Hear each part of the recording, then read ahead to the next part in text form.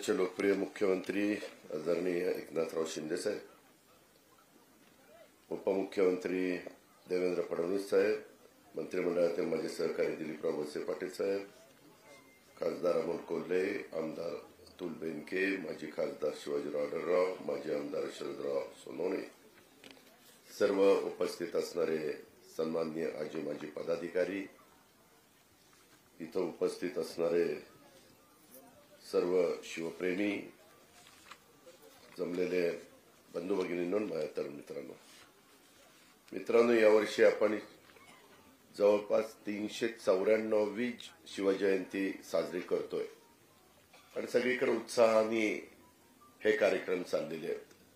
नेहमीच्या प्रथेप्रमाणे 13-14 कोटी जनतेच्या वतीनं इथं अभिवादन करण्याच्या करता मुख्यमंत्री येत असतात आणि त्या प्रकारे मुख्यमंत्र्यांच्या समवेत आम्ही सगळे इथं आलेलो आहे।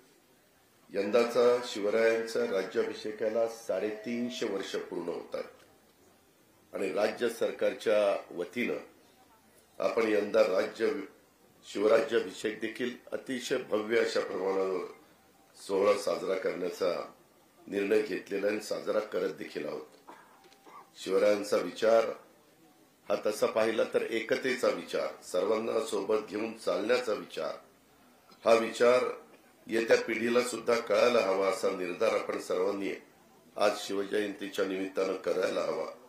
आपल्या सह्याद्रीच्या या दऱ्याखोऱ्यातील कष्टकरी, कुणबी, 12 बलुतेदार, 18 बलुतेदार, भिल्ल, बेरड, मातंग, नवबौद्ध, गारुडी, माळी, कोळी, हिंदू, मुसलमान समस्त लोकांच्या मध्ये गुलामगिरीच्या विरोधात झुंजण्याचा विचार त्या काळामध्ये शिवरायांनी पेरला आणि 350 वर्षापूर्वी अखंड हिंदुस्थानाला नव्हे तर युरोपातील राज्यसत्तांना देखील अचंबित करणारी अशी घटना या रायगडावर घडली। शिवरायांनी स्वतःचा राज्याभिषेक त्या ठिकाणी करून घेतला। शिवनेरीला जन्म झाला परंतु रायगडावर राज्याभिषेक झाला। आज रायगडावर पण मोठा कार्यक्रम त्या ठिकाणी घेण्यात आलेला आहे। परकीय सत्ता यांच्या समोर सार्वभौम स्वराज्याची स्वामी होत रयतेला आपलं वाटावं असं रयतेचं राज्य स्वराज्य हे महाराजांनी स्थापन केलं आणि याच रयतेच्या राज्याची प्रेरणा आपण सर्वांनी आपल्या शासनासाठी घेतोय। अनेक प्रश्न आहेत, मुख्यमंत्री उपमुख्यमंत्र्यांना बोलायचं आहे जे मला जाणीव आहे।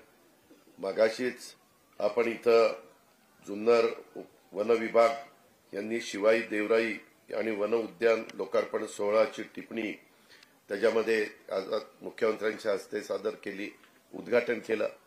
मित्रांनो, बरेच वर्ष तुम्ही सगळ्यांनी मला पालकमंत्री म्हणून कामाची संधी दिली। अनेक महत्वाचे किल्ले आहेत, महायुतीच्या सरकारने त्या किल्ल्यांच्या मध्ये लक्ष घातलेलं आहे। कामं आम्हालाही गतीनं व्हावी असं वाटत असतं परंतु अनेकदा वेगवेगळ्या अडचणी येत असतात आणि त्या अडचणीत विशेषतः पुरातत्व विभागाच्या संदर्भामध्ये त्यांच्या कलानी जावं लागतं।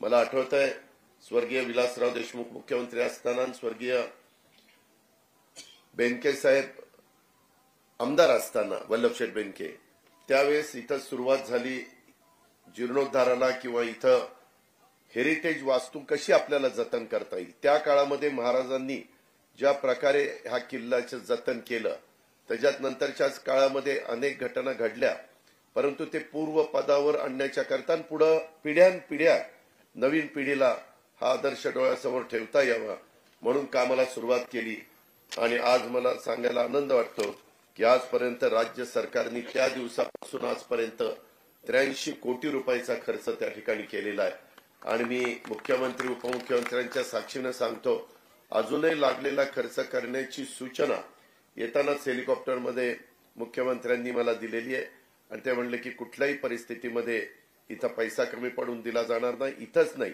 आपण प्रतापगडचं काम हातामध्ये घेतलंय, अनेक किल्ल्यांची कामं हातामध्ये घेतलेली आहेत आणि त्याच्यामध्ये पूर्वीच्या काळामध्ये जो चुना वापरला जायचा, गुळ वापरला जायचा, जे त्या ठिकाणी बांधकाम करत असताना त्या दगडाच्या मध्ये अलीकडे सिमेंट वापरलं जातं परंतु पूर्वी चुना वापरला जायचा। पुढेही वर्षानुवर्ष पुढच्या पिढीला देखील हा सगळा आदर्श त्यांच्या डोळ्यासमोर राहावा आणि महाराजांचा विशेषतः इतिहास राहावा ही त्याच्या पाठीमागची कल्पना आहे आणि त्याच्यामध्ये महायुतीचं सरकार अतिशय कटिबद्ध आहे। ही पण बाब मी आपल्याला सांगतो येताना दुसरा एक विषय दिलीप वळसे पाटील साहेबांनी, शिवाजीराव साहेबांनी काढलेला होता आणि त्याच्यामध्ये निसर्ग चक्रीवादळ मध्ये झालं 2020 मध्ये आणि त्याच्यामध्ये जुन्नरखेड आंबेगावच्या परिसरातल्या आदिवासी भागामध्ये हिरडा पिकाचं नुकसान झालेलं होतं आणि याची भरपाई द्यावी. आता मला अतुल पण सांगत होता की दादा हे मागे जाहीर केलेलं होतं, पंचनामे झाले. खरं तर पंचनामे झालेत आणि सगळं जाहीर झालेलं असताना काही अडचणीमुळे ते नुकसान भरपाई देण्याचं आमच्या आदिवासी बांधवांना आणि त्या भागातल्या लोकांना राहिलेलं आहे. परंतु मी मगाशी मुख्यमंत्री उपमुख्यमंत्र्यांशी बोललोय. माझी मुख्यमंत्र्यांना विनंती आहे की मुख्यमंत्री आजचा दिवस हा शिवजयंतीचा दिवस आहे, आनंदाचा दिवस आहे. जुन्नरखेड आंबेगावच्या आमच्या आदिवासी समाजाच्या लोकांना ही रक्कम पण फार काही नाहीये. तसं बघितलं तर राज्याच्या दृष्टीनं 15 कोटी रुपये आहे आणि जर आपण जाहीर केलं तर येणाऱ्या कॅबिनेटमध्येच आपल्याला तो निर्णय त्या ठिकाणी घेता येईल. म्हणून आमची सर्वांची आपल्याला आग्रहाची, नम्रतेची, कळकळीची विनंती आहे की त्या बाबतीमध्ये देखील आपण आज जाहीर करावं. कारण नसताना काही जण त्याच्यात राजकारण करण्याचा प्रयत्न करतायत. वास्तविक आपण नेहमी सरकार हे सर्वसामान्य जनतेचं सरकार आहे आणि त्याच्यावर सर्वसामान्य जनतेचे प्रश्न सर्व प्रकारचे सोडवण्याच्या करता मुख्यमंत्री उपमुख्यमंत्री आम्ही सगळेजण तयार असतो, कटिबद्ध असतो.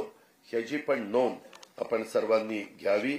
आज अधिकचा वेळ न घेता इतर पण काही निवेदनं दिलेली आहेत. मराठा सेवा संघाच्या संदर्भातलं त्या ठिकाणी दुर्गतीर्थ किल्ले ह्याला पण बजेटमध्ये तरतूद केलेली आहे, त्यालाही निधी आपण देतोय आणि इतर पण ज्या काही मागण्या इथं साधारण विजय घोगरे, नवनाथ गाडगे, चंद्रशेखर शिखरे आणि त्यांच्या सर्व सहकारी मित्रांनी केलेल्या आहेत त्याही कामामध्ये आम्ही मुख्यमंत्र्यांच्या नेतृत्वाखाली, मार्गदर्शनाखाली निश्चितपणे लक्ष घालू अशा प्रकारचा विश्वास मी आपल्या सगळ्यांना देतो.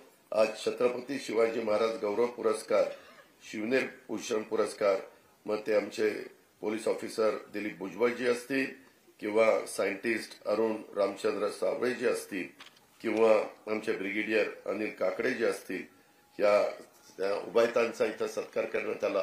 त्यांचाही मी मनापासून कौतुक करतो, अभिनंदन करतो. त्यांना पुढच्या वाटचालीच्या करता शुभेच्छा देतो आणि मी माझे 2 शब्द संपवतो.